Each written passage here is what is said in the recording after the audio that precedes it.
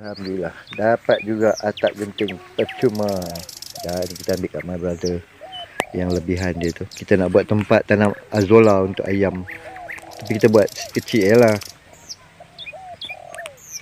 Kita buat kecil, tak besar mana pun untuk tanam azolla. Kita nak buat tempat untuk orang panggil apa, macam sains kan.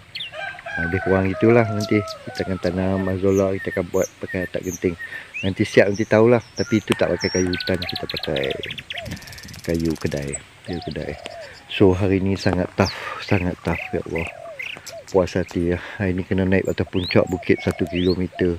Kena redah hutan yang memang tak pernah dilalui orang. Kita nak ambil daun mendang tu. Kita teman my friend ajak pergi ambil daun mendang untuk dia. Lepas tu turun tu baru kita nak ambil kayu. So kayu ni pun duduk atas bukit juga. Berat. Dah hari ni kan aktiviti banyak. So ya atap genting pun kita dah round dekat 500 meter pergi balik lah. Jadi kita pergi ambil ni dulu. Ingat nak ambil banyak sikit tak boleh pergi. Memang tough. Sebab atas puncak bukit tinggi kan, 1 kilo kan. Dah hutan pula. So kita dapat work kayu ni pun alhamdulillah dah.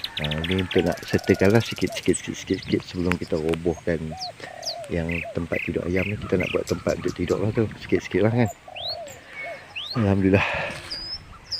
Sangat menguji stamina ni. Kalau kata kaki duk naik hiking pun memang kena rebah juga lah. Kalau kita pun sama juga. Sebab ini bukan kata kita hiking saja naik atas puncak bukit. Sebab dia perlu keluar kita punya tenaga untuk nak ambil kayu, nak tarik, nak apa semua tu kan. So the whole body memang bergerak lah. Alhamdulillah lah kan. Bagus lah kita buat hari-hari. Sebab Allah bisa Tegal biasa. Lama-lama kita dah serasi ya. Jadi penat, memang penat. Tapi tak sepenat seolah-olah macam tak pernah exercise tu kan.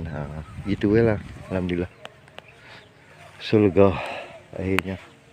Dah cukup kat atas. Nanti kita akan start buang lah ni. Kita akan start buang balik sikit-sikit. Sebab ni pun kita dah mula pacak sikit-sikit. Yang mana kita lari sana sikit, sini lari sikit, sini sikit. Gitu-gitulah, ada lebihan kayu kita akan pacak. Sebab sini nak buat satu perkampungan ni. So nanti gazebo ni siap satu projek tu kita akan robohkan lah. InsyaAllah. Adalah benda yang kita nak buat kan. So tani je perkampungan kita untuk manusia. Yang ni semua kita jaga untuk ternakan kita, haiwan kita, untuk ayam-ayam penelur kita lah. Bisnes lah maksudnya kan. Nak tanam pokok bunga apa semua kat sini je. So yang lain kita akan tanam bunga-bunga yang untuk nanti ikut kelulut ke depan, planning ke depan lah kan. Dia kena gitu. So alhamdulillah akhirnya. So pula kita pergi ambil kayu.